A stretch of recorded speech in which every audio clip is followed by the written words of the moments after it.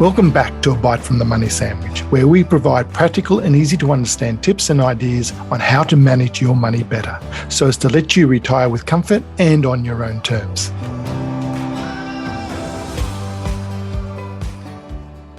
Have you ever struggled to stick to your New Year's resolutions? Today, I'm joined by Dr Carly Reid, who is a clinical psychologist at Empower Clinical Psychology and financial wellbeing advisor for Aware Super. Carly works closely with Aware Super for their financial fitness campaign.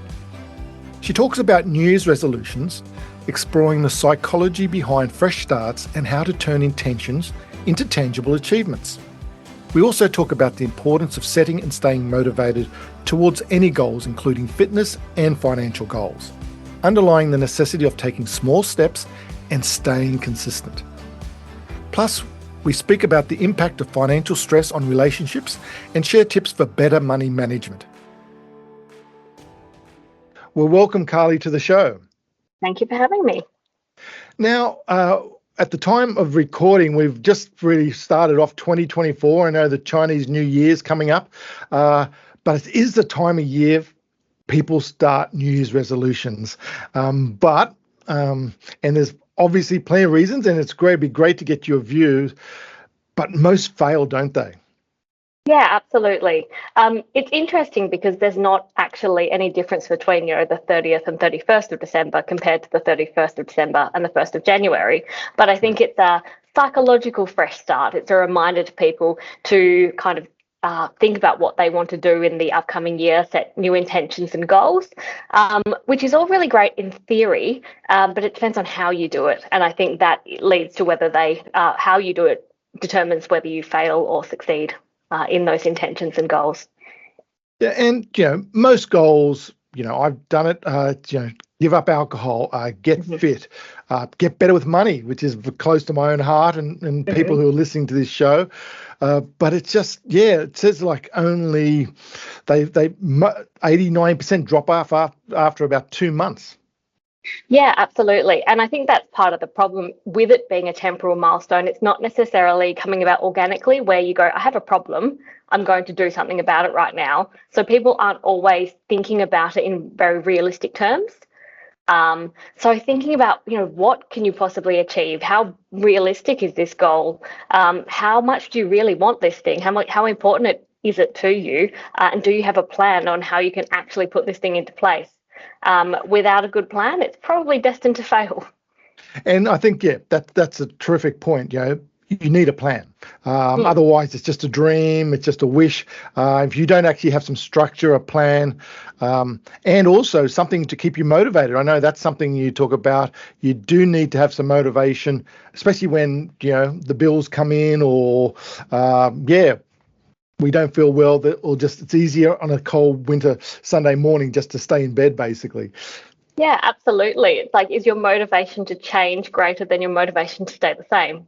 That's always the question, and it can vary depending on whether it's a Sunday cold morning in bed or whether it's a nice sunny day and you've got your running shoes on.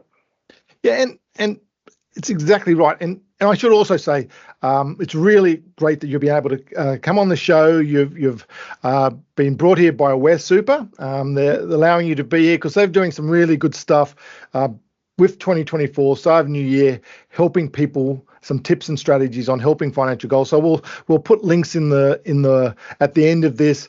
But it really is anything to help you stay motivated to reach goals is going to be good, but also accountability must be something. How do you build discipline? I know your field, if I get it right, clinical psychology.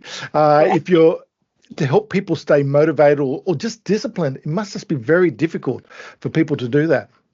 Yeah, absolutely. I think motivation is generally really poorly understood. People go, I will do this when I get motivated, but they're going to be sitting there waiting for motivation to come along probably for a very long time. Actually, motivation comes from doing and then gaining momentum. So the people who are the most consistent are the ones who do it when they're highly motivated and do it when they really can't be bothered. So maintaining habits over time and knowing that it's something that's important to you, close to your heart, has good outcomes, and you can see positive impact on your life, keeps you motivated and keeps you going. Yeah, and it must be also incremental. You can't just sort of say, oh, I'm going to lose 10 kilos in a week or something like that. It's going to be over a period of time. So little small wins along the way must help you, that, as you said, momentum. Yeah, absolutely. I think that a lot of the time, again, that beginning of the year, the fresh start, we can be a little optimistic and ambitious, which is not a bad thing, but we also need to be realistic in that. And sometimes what seems like an optimistic goal can later just feel overwhelming, daunting, too hard, Yeah. and people go back to their old habits. So yeah, breaking it down into smaller, realistic steps, looking at, well, what's the first part of this goal? If I want to achieve this by the end of this year, where do I need to be by the end of June? Where do I need to be by the end of, March? Where do I need to be in the next week? So breaking it down like that actually helps you break it down into smaller, achievable steps and milestones that can tell and let you know if you're making progress or not. And when it comes to our finances, and like I do realize it's not your specialty, but we only have to live in Australia, and coming out of COVID, cost of living, the world, it's just more expensive. That must make it harder to sort of stay focused on goals or even to get in control of your finances. Yeah, absolutely. I mean, people have put varying emphasis on money, but you can't ignore the value of money. Money in itself can offer psychological security, but it also affords you opportunities to pursue other goals. And so if money is a huge stress, it can mean that you may not have the resources you need to achieve the goals that you would like to, but it can also mean that you're so stressed out that you don't have the energy to put into the pursuit of goals that you've set for yourself. And you've mentioned about financial stress there. And I think for me, I'm seeing a lot of that. I do a lot of talks and workshops with corporates. And when I ask people before I do start my talk, financial security is now a big one. Financial stress is a big one, where it used to be probably 5 or 6 years ago, I want to be financially free. I want to travel the world and all that. People are changing from a psychological point of view. That's a significant change. Yeah, I think it's because finances are now more under threat. It's a real privilege to be able to say, I want to work towards more comfort or freedom.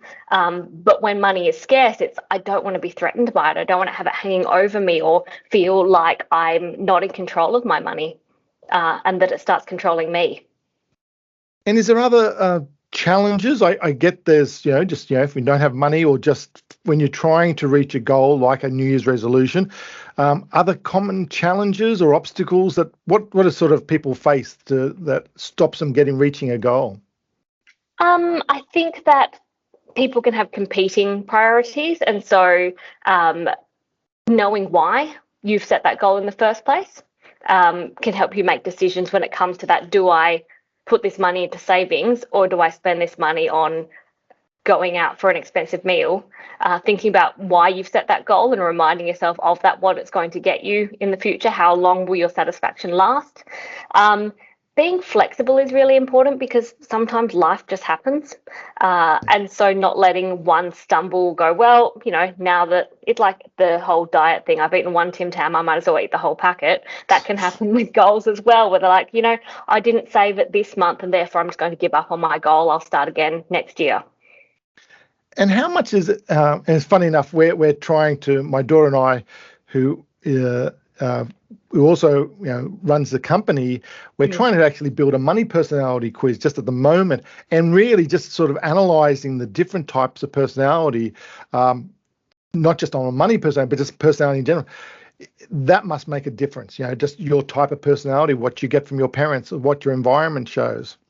Yeah, absolutely. Like there are commonalities amongst the pressure that people are facing, but how they perceive their financial position depends on a whole lot of factors. Like some people are quite happy to live paycheck to paycheck. It doesn't cause them a lot of stress. They're like, well, I'm able to pay my bills and that's fine.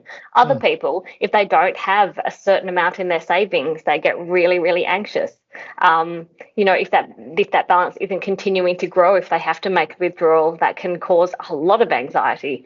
So people who are more conscientious may be more focused on money and the detail of money. Some people don't pay attention to it. In some ways that may be freeing, but in other ways that could also cause a lot of problems, unpaid bills and things like that. And how are you seeing the effect of, well, not just for COVID, which when we were all so isolated, but also now since then, the cost of living increases. It just, from a mindset point of view, it's making a major difference. Yeah, and it's got direct and indirect impact. Like I said, finances are something that people have to interact with on a daily basis. Can I afford to put a roof over my head, put food on the table, pay my bills, but also January comes with sometimes school fees and bills and things like that. But also in terms of, relationship stress.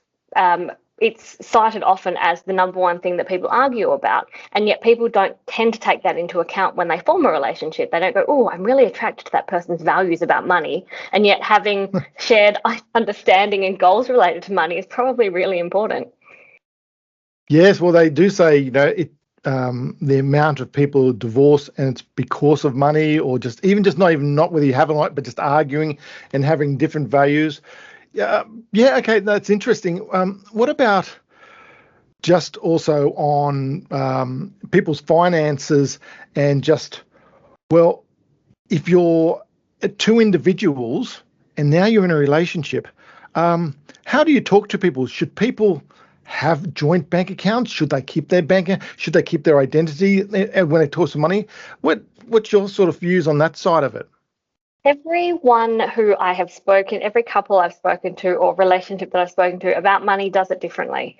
So it's figuring out, I think, finding information, like listening to what other people do and figuring out what works for the two of you.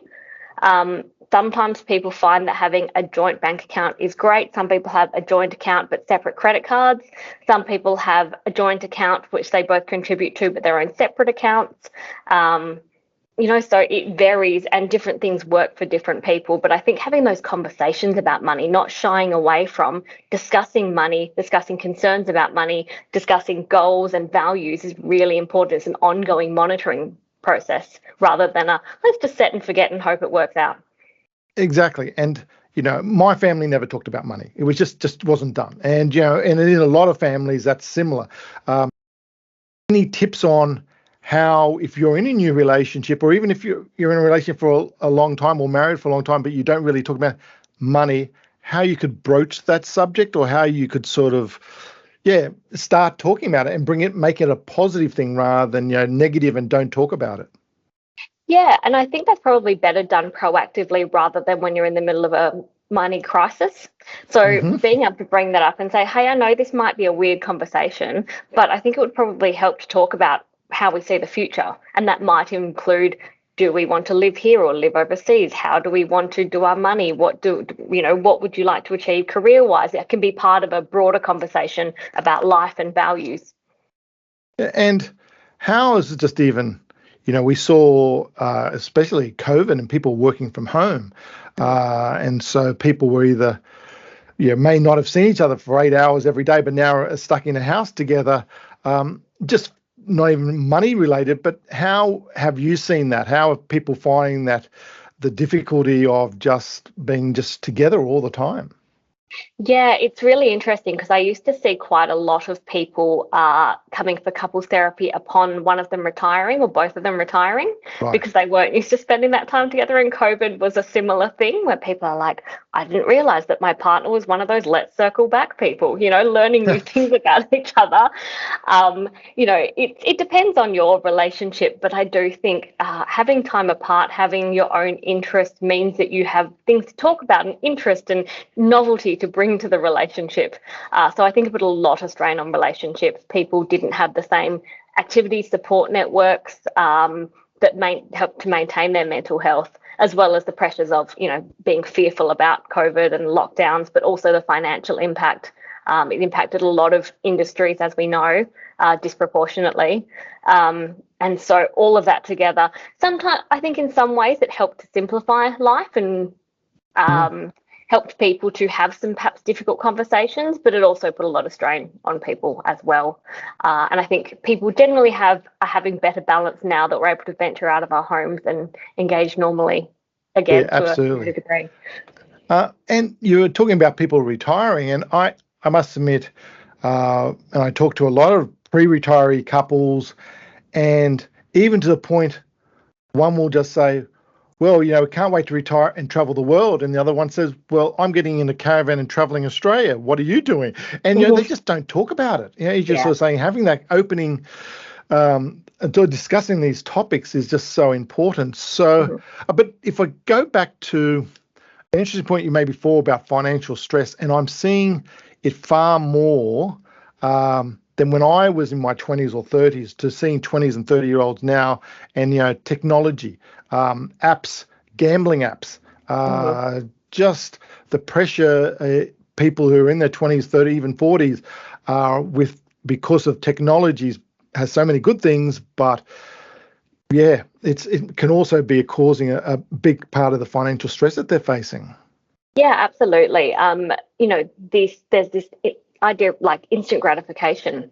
It's so easy to just make a decision and make it happen and get what you want so quickly, but that's really dangerous when that impulse spending money. Some people, and also if you are more stressed, sometimes actually results in spending more money, whether that's on, retail therapy or on alcohol to take the edge off because you're so stressed, or something like that. It can actually undermine your financial goals.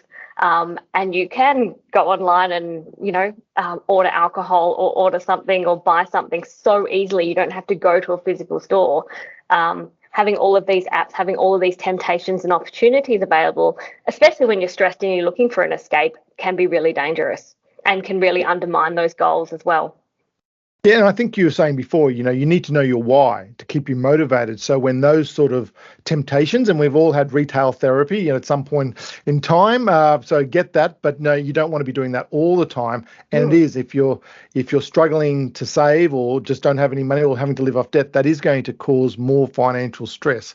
Are you actually seeing from your work with people that, technology is a tough thing that people have got to overcome? Yeah, I see positives and negatives to technology. Right. I think it can be helpful in tracking spending and seeing where patterns are occurring and that kind of thing. Like, I think that could be really useful data for people making good financial decisions. But almost every store now has an app. Shopping is just like you get notifications saying there's a sale on at this your favorite store, and it's not going to last for very long. And people go, oh, I better go on and buy things then. So yes, there's definitely both sides of it. Sometimes it can help to do a bit of a digital detox with that in mind. Looking at your phone, going, are these things going to help me reach my goals, or are they actually undermining them? You can always add them back in, but it's so easy to impulsively just click on it and then you're stuck. You're already in it. Yeah, I really like that digital detox. How often would you suggest you do that? It depends on how engaged you are with it. Right. I think it's probably good to review every few months, going through, because I really like the idea of minimalism, because the more you have to keep track of, the more is on your mental load, the more you're monitoring, the more you fear losing it. So having less things that are more important to you can be a really helpful guiding principle, both with spending, with saving, having that real, what do I truly value? What means the most to me? And do the things in my life actually serve that and help me to move towards those valued things? I can spend money on the things, I can live on a budget, but spend money on the things that I truly value rather than spending money on everything. Yeah, that's true. So and also when it comes to financial stress, and this is definitely be great to get your views on that. Mental health and well-being, and even financial well-being and financial wellness is becoming so topical, and a lot of banks and people like Where Super are helping people with that. But where do you see a lot of people, this wasn't a problem 10 years ago, but it is now, or it's increasing. But, people want work-life balance, but I think this is a step further. Financial well-being is feeling that security, that support that you can pay the bills and all that. Must be an issue that you're seeing more and more.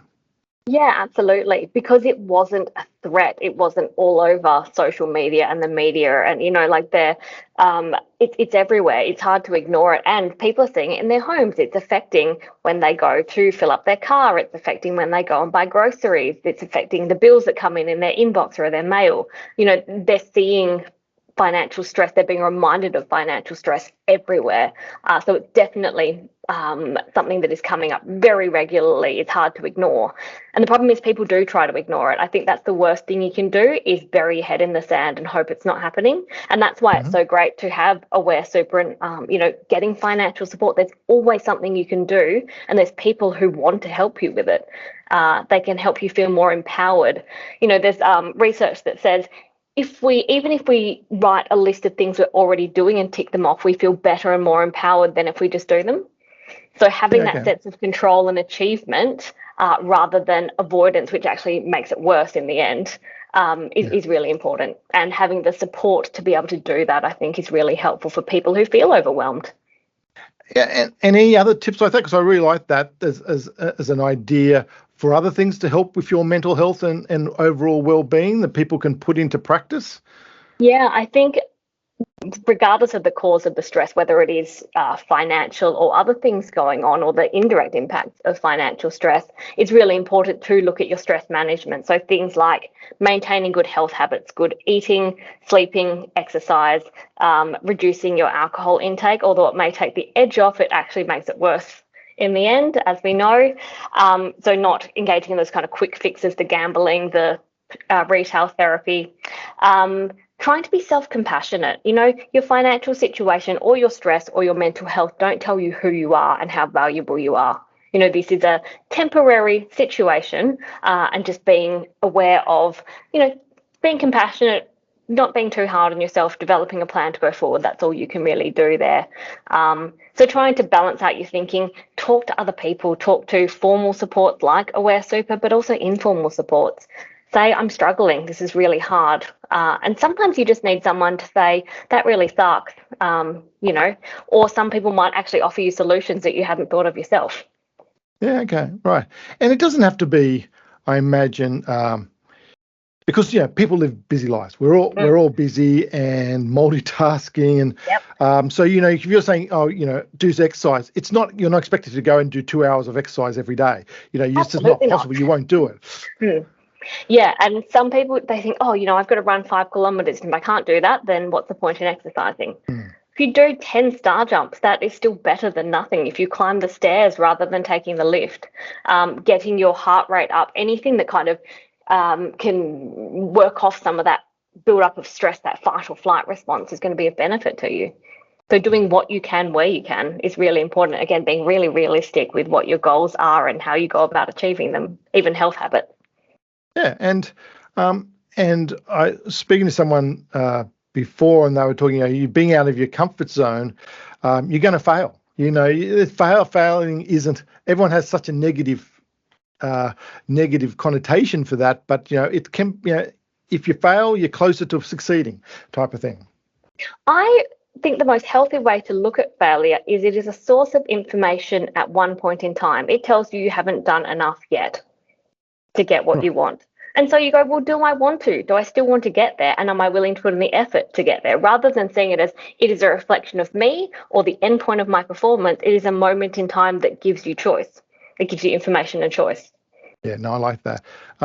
So for people talking about, we just started this with people failing with their New Year's resolutions, and most resolutions aren't something to do in a month. They are a year from now, 2 years from now, getting healthy, losing weight, to travel, or whatever it is.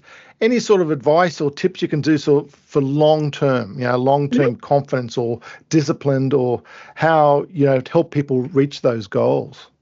I mean, setting SMART goals, I think, is really important. I know that gets talked about a lot, but there's a reason it does, is because SMART goals are really important. Be specific. What do I want to achieve and what does this involve? If I could set a goal, I think I'd like to go on holiday, but if I don't ever look into holiday destinations, book flights, go and talk to someone, it's unfortunately not going to happen. So think about, what exactly do I want? Where do I want to go? How do I want to get there?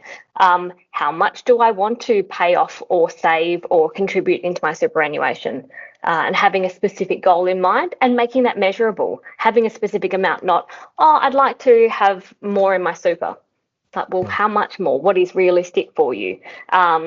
give them practical constraints as well. So being really, getting that information from the banking apps or whatever that says where you're spending money, and including that in your budget. So there may be months that you can't contribute as much because your rates are due, or because there's school fees or something like that. Rather than them becoming setbacks, reflect on where are there difficult things, barriers, things that could get in the way, and how do I overcome them? How do I accommodate that in a plan?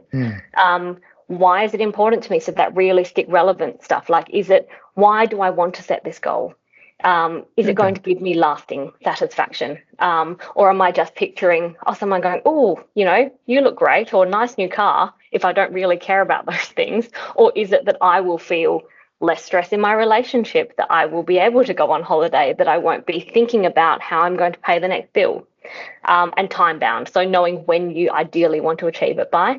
But also, if you find that as of March you're not doing that, then reset, reflect again. It doesn't have to be a new year, it can be at any time. I like the idea of a giant mental reset button that you can just press at any time and have that fresh start and go, right, what do I do from here? What's my plan from now, rather than dwelling on the past? You only need to learn from the past what is going to help you in moving forward into the future. And definitely I like that reset. And it's also, as you said at the beginning of that, probably don't just stop, maybe lower or do less of, but just keep going, just so you can do that. Now, it also helps having a little like a gym buddy, or a sort of financial gym buddy. So because you don't always have to, if your sort of money's tight. Yes, it's great to pay for a coach or something like that, or getting expert help, but you can just find a friend or someone like that and just say, okay, I'm going to try and reach this goal, and I'm going to go to the gym once a week. Do you want to join me? And then you can help keep each other accountable. Must be little things like that you can do to help you get there. Absolutely. And I think it can help in indirect ways. So if you have friends and you say, look, I am trying to save money this year because I want to save a deposit for a house, then they can help you and say, well, how about we order in, or that we make food rather than always going out for our weekly catch up, or things like that. So not only is there accountability, but they can actually help you in contributing towards those goals. Some people find that they have to act like they're more financially stable, secure, free than they actually are. And I think being realistic about that and actually getting support can really help you become more of that in the future. And you're having those positive money conversations, as we talked about before, rather than just, trying to ignore it, sticking your head in the sand. And that's just so important. Carly, it's been great having you on the show. And I always ask any guest, what's the best piece of advice they've actually heard or learnt over the years? Is there anything that sort of comes to mind for you, or something like that that you like, or you? I think there's always something that you can do. That it's not a case of there's always a step forward. There's always something you can do, a way that you can look at the situation differently, someone you can talk to. Not there. I haven't come across, and I've been practicing for a long time now, a problem that is unsolvable. Not to say that you're going to reach the ideal outcome, but things can always get better, and getting the right support in that can be really important and really helpful in deciding where to go forward from here. Yeah, no, that I really like that. I do a lot of times. I see people who come to me in their 50s and 60s saying, "It's too late. I should have started planning for retirement years ago." I said, "Well, you can't change the past, but you're right. You can always do something." It's really important. Yeah. Now, it's been a real pleasure to have you on the show, and thank you so much for your time today. Yeah, thank you for having me. I hope you enjoyed this episode. If you'd like to know more about Dr. Carly Reid and her work, visit www.empowerclinicalpsychology.com.au. So that's www.empowerclinicalpsychology.com.au. Or feel free to email me on admin@themoneysandwich.com, or visit our website, themoneysandwich.com, if you have any questions or would like to learn more. Want more practical, easy to understand tips and action lists to help with your money stuff? The latest version of my book, The Money Sandwich, is now available to order on Booktopia and Amazon, as well as available at all popular bookstores. Everyone deserves to retire comfortably and on their own terms. Make this the year you take action. As with every podcast, this information is not advice, as not personalised to your own situation. And past performance is never guaranteed for the future. What we are trying to do here is to provide tips, coaching, and education to help improve your money knowledge, which we believe can only be a good thing. See you next time when we take another bite from the money sandwich.